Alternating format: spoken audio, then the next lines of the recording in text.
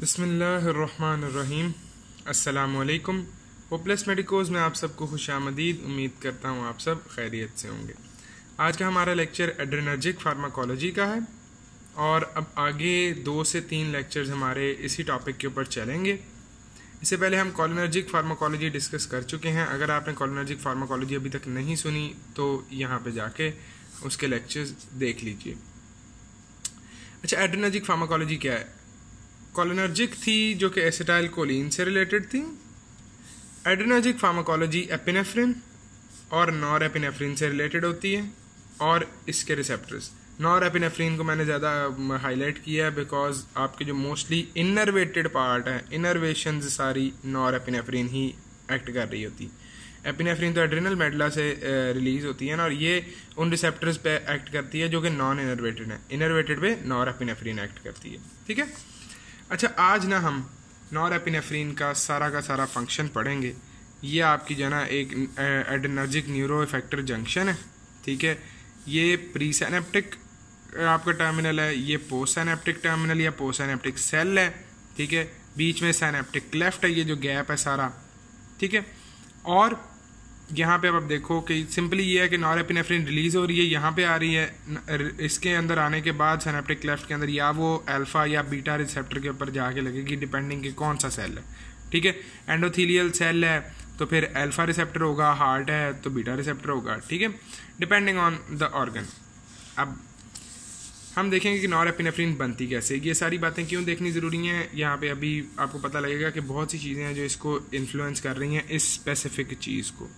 ठीक है। ये ऊपर वाली जो पार्ट है जो प्री सिनेप्टिक टर्मिनल है, सबसे पहले क्या होता है कि जो टायरोसिन है वो एक्टिवली यहाँ पे एक्टिव ट्रांसपोर्ट होती है, एनर्जी यूज़ होती है, एटीपी यूज़ होते हैं और ये अंदर लेके आया जाता है टायरोसिन को।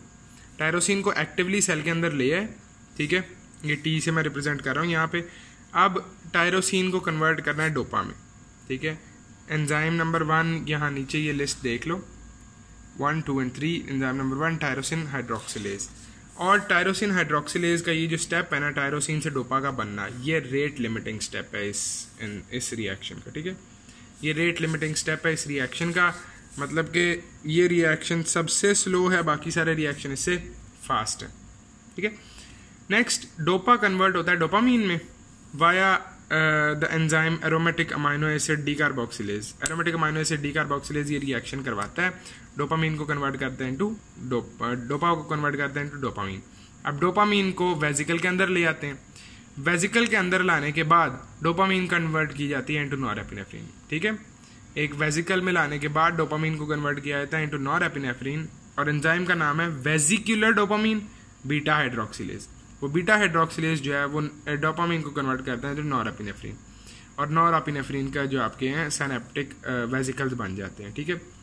ऊपर से फिर आपका आता है क्या उसको कहते हैं, नर्व इम्पल्स आती है।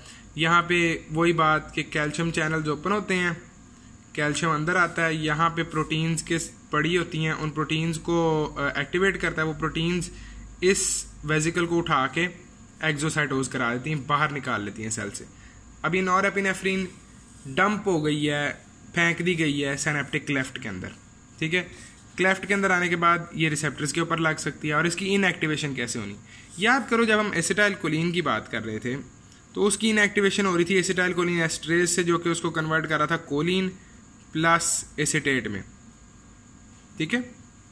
और ये स्टेप था जो एसिटाइल कोलिन के इफेक्ट को टर्मिनेट कर रहा था। लेकिन नॉरएपिनेफ्रिन के केस में मैंने आपको पहले भी बताया था जब हम एसिटाइल कोलिन कर रहे थे, और अब दोबारा बताने लगा हूं कि नॉरएपिनेफ्रिन की जो इनएक्टिवेशन है वो ब्रेकडाउन से नहीं बल्कि रीअपटेक से ज्यादा होती है। रीअपटेक से ज्यादा होती है। यहाँ पे ट्रांसपोर्टर होते हैं, ये ट्रांसपोर्टर इसको रीअपटेक कर लेते हैं, नॉरएपिनेफ्रिन को साइनैप्स से वापस उठा लेते हैं। ठीक है। ये जो वापस उठा के सेल के अंदर आता है पूल, ये देखो मल्टीपल एरोज मैंने इधर को बनाए। थोड़ा सा नॉरएपिनेफ्रिन ब्रेकडाउन होता है COMT एंजाइम के थ्रू, लेकिन बहुत थोड़ी अमाउंट है कंपेयर टू रीअपटेक। अब जो रीअपटेक है ना, वो नॉरएपिनेफ्रिन रीअपटेक होने के बाद नॉरएपिनेफ्रिन का ना एक मोबाइल पूल बन जाता है। ये जो मोबाइल पूल है ना, इसको दोबारा वेजिकल्स में आप पैक कर सकते हैं। मोबाइल पूल से मुराद ये इसके इर्द गिर्द मैंने एक क्या से कहते हैं ख़राब सी लाइन बनाई है सिर्फ ये शो करने के लिए कि ये डिफ्यूज्ड है सेल के अंदर, ठीक है। ये कहीं एक जगह नहीं पड़ा हुआ, डिफ्यूज्ड है, और इसको हम वेजिकल के अंदर पैक कर लेते हैं। अब हम बात करेंगे जो चीज़ें इस सारी बात को ना इफ़ेक्ट कर रही हैं। सबसे पहले तो नॉरएपिनेफ्रिन ना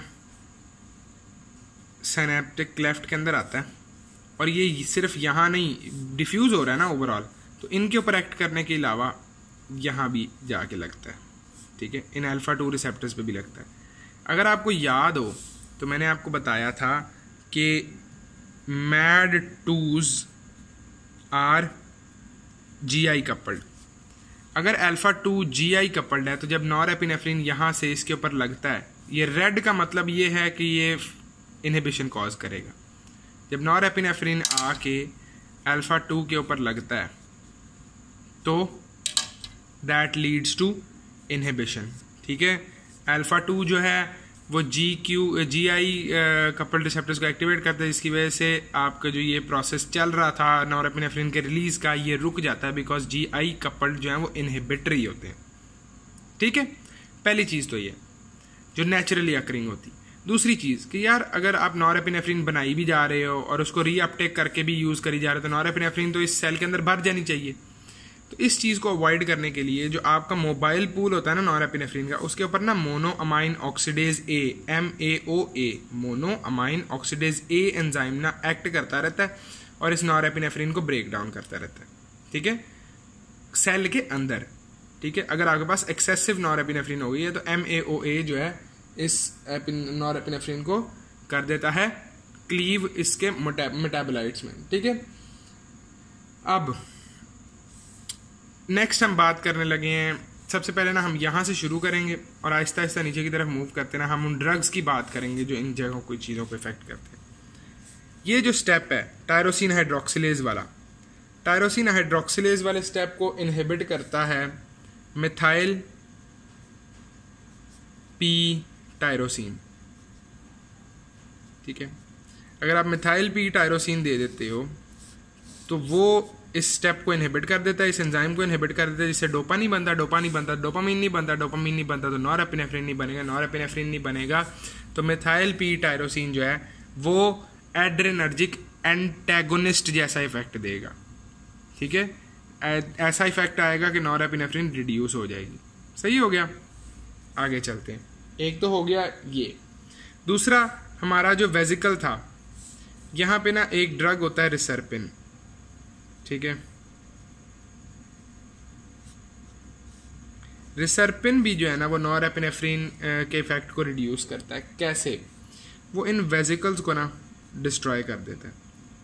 रिसर्पिन वेजिकल्स को डिस्ट्रॉय कर देता है, वेजिकल को फाड़ ही देता है, ठीक है। ना वेजिकल मतलब होगा, ना वो वेजिकल इसके साथ लगेगा, ना नॉरएपिनेफ्रिन बाहर आएगी, ठीक है। नॉरएपिनेफ्रिन के वेजिकल्स को फाड़ देता है, नॉरएपिनेफ्रिन साइटोप्लाज्म के अंदर ज़्यादा होती है और साइटोप्लाज्म के अंदर जाना ज़्यादा होने की वजह से ये जो एंजाइम है ना उसको ब्रेक डाउन कर देता है, ठीक है। तो रिसर्पिन का जो एक्शन है इस तरह है। एक और इससे अगला स्टेप जो था, एक तो ये था कि जो आपका सिनेप्टिक वेजिकल है इसी को फाड़ दिया, अब सिनेप्टिक वेजिकल रिलीज भी हो रहा है यहाँ से, राइट। अब एक और ड्रग होता है जिसको हम कहते हैं ग्वानिथिडीन, ठीक है। ड्रग का नाम है ग्वानिथिडीन। ये जो ड्रग है ना ये इस स्टेप को रोकता है, एक्सोसाइटोसिस को रोक देता है। ग्वानिथिडीन क्या करता है? एक्सोसाइटोसिस को रोक देता है, ठीक है। अब और क्या चीज़ जो है वो इन चीज़ों के ऊपर इफेक्ट करेगी? अब हमारे पास ना अल्फा 2 जो ये रिसेप्टर है इसके एगोनिस्ट्स होते हैं दो, क्लोनिडीन और मेथाइल डोपा या मेथिल डोपा, ठीक है।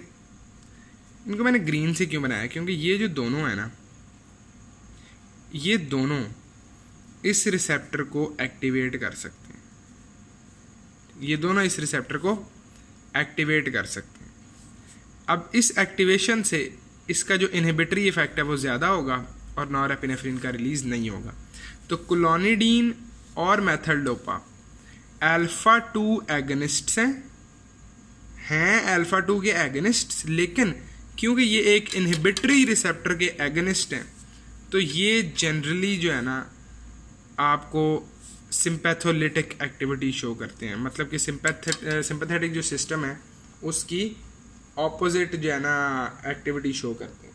ठीक है, नेक्स्ट हमारे पास आ जाता है, अब ये जिनाबे वाला बाहर आ गया सेल से। ठीक है, सेल से बाहर आने के बाद इसने रीअपटेक होना है।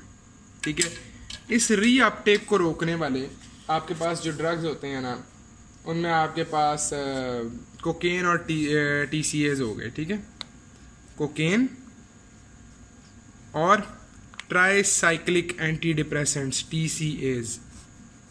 कोकेन और TCA जो है ना ये इस रीअपटेक जो ट्रांसपोर्टर है ना इसको ब्लॉक कर देते हैं। ये स्टेप हो गया हमारा। इससे क्या होगा, नॉरएपिनेफ्रिन क्लेफ्ट के अंदर बढ़ जाएगा, क्लेफ्ट के अंदर बढ़ेगा तो आगे इफेक्ट ज़्यादा प्रोड्यूस होगा। ठीक है, नेक्स्ट अब यहाँ से इधर आ जाओ। मोनोअमाइन ऑक्सीडेज जो एंजाइम है, अगर कोई चीज़ मोनोअमाइन ऑक्सीडेज एंजाइम को ही इनहिबिट कर दे। ठीक है, मोनोअमाइन ऑक्सीडेज एंजाइम के इनहिबिटर्स में हमारे पास एक ही ड्रग है जो आपको याद होना चाहिए और वो है फेनल्जीन।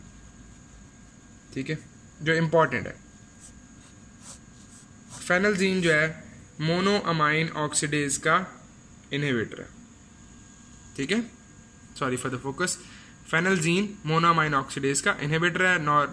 पूल को नहीं ब्रेक डाउन करेगा, नॉरएपिनेफ्रिन बढ़ेगा तो क्लेफ्ट के अंदर भी ज़्यादा आएगा और इफेक्ट भी ज़्यादा प्रोड्यूस करेगा। अब अगला हमारे पास जो है वो है अपना क्या उसको कहते हैं रिलीजर्स, वो कंपाउंड्स जो इस नॉरएपिनेफ्रिन की रिलीज ज़्यादा करवाते हैं। उनमें हमारे पास जो क्लासिक एग्जांपल है ना वो एम्फेटामीन्स की है। एम्फेटामीन्स जो है ना वो इस रिलीज को बढ़ा देते हैं। ठीक है, ये हमारा एक ओवरव्यू था आज इस सारी चीज़ का कि यहाँ पे हो क्या रहा है। आप देखो कि यहाँ पे कितने ज़्यादा ड्रग्स हैं। ठीक है, टायरोसिन से डोपा बन रहा है, डोपा इसको स्टेप को रोक रहा है मेथिल टायरोसिन, फिर डोपा से डोपामीन बनना है, डोपामीन से नॉरएपिनेफ्रिन बनना है, नॉरएपिनेफ्रिन के वेजिकल्स को रिसर्पिन फाड़ देता है, ग्वानाथिडीन उन वेजिकल्स को रिलीज नहीं होने देता, अल्फा 2 रिसेप्टर्स जो है वो भी इन वेजिकल्स को रिलीज नहीं होने देते, जो अल्फा 2 के फिर एगनिस्ट हैं क्लोनिडीन और मेथिलडोपा वो भी इन वेजिकल्स को रिलीज नहीं होने देते। ठीक है, उसके बाद अगर ये रिलीज हो जाता है तो फिर आगे देखते हैं कि फिर इसके इफेक्ट को बढ़ाने के लिए कोकेन और TCAs जो है वो इसको अपटेक नहीं होने देते, जिसकी वजह से ये सेल के अंदर ज़्यादा रहता है। मोबाइल पूल जो आपका है उसको ब्रेक डाउन करने वाला MAO था, MAO को ब्लॉक कर देता है फेनल्जीन, जिसकी वजह से मोबाइल पूल ज़्यादा हो जाता है। मोबाइल पूल ज़्यादा होने की वजह से नॉरएपिनेफ्रिन ज़्यादा होगा, नॉरएपिनेफ्रिन ज़्यादा होने की वजह से इफेक्ट ज़्यादा प्रोड्यूस होगा और एंड पे एम्फेटामीन्स हमने किए थे। ठीक है, एम्फेटामीन्स रिलीज ज़्यादा कराते हैं। नेक्स्ट हम आपके जो है एड्रेनर्जिक रिसेप्टर्स की जो थोड़ी सी डिस्ट्रीब्यूशन है वो देखेंगे और इंडिविजुअल ड्रग्स की तरफ मूव करेंगे। अगर आपको कोई भी क्वेश्चन है तो कमेंट्स में बताइए एंड चैनल को लाइक और सब्सक्राइब करना ना भूलिएगा। अल्लाह हाफिज़।